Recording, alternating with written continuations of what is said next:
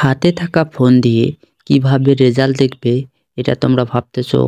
ও এই ভিডিওর মাধ্যমে জানতে পারবে যে তোমরা কিভাবে তোমাদের হাতে থাকা ফোনটা দিয়ে রেজাল্ট ঘরে বসেই তোমরা দেখতে পারবে। প্রথমে তোমাদের যে কোনো একটি সাইটে ঢুকবেন, গুগল, ক্রোম এগুলোর ভিতরে ঢুকবেন।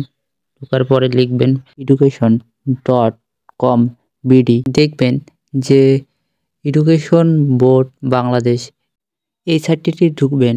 ঢোকার পরে দেখবেন এখানে একটু ছোট করে আছে, বড় করে নেবেন। বড় করার পরে প্রথম যে অপশনটা, এই অপশনটে প্রথমে আপনি কোন জিএসসি হলে জিএসসি, এসএসসি হলে এসএসসি দাখিল, জিএসসি দাখিল হলে দাখিল, এসএসসি ভোকেশনাল হলে ভোকেশনাল, এসএসসি আলিম হলে আলিম দিবেন। তাহলে তো আপনি এখানে কি করবেন, এসএসসি বা আপনার যে কোনো একটা অপশনে যেটা আপনার পরীক্ষা যে সময় যে পরীক্ষা হয়, যেমন এসএসসি পরীক্ষার সময় এসএসসি এটাই অপশন দিবেন। এসএসসি দেওয়ার পরে এখন দ্বিতীয় যে অপশনটা আছে, দ্বিতীয় অপশনে এখানে সাল ইয়ার বোঝাচ্ছে, ইয়ারে তোমাদের কোন সালে পরীক্ষা দিচ্ছ এবং সেই সালটা বসে দিবে।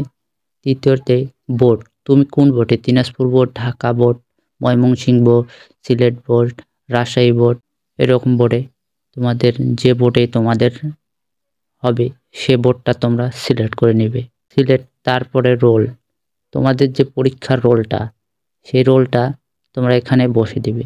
পরীক্ষার রোল বসার পরে পঞ্চম যে অপশনটা আছে এই অপশনে আপনার রেজিস্ট্রেশন নং এটা বসে দিবেন। যেখানে রেজিস্ট্রেশন বসে দেওয়ার পরে তো এখানে যে মেন কথাটা, এখানে তোমাদের দেখতেছো 8-6 তোমাদের মনে করো যে ভুল হইলো, যোগ করার পরে ভুল হইলো, রিসেট দিবা।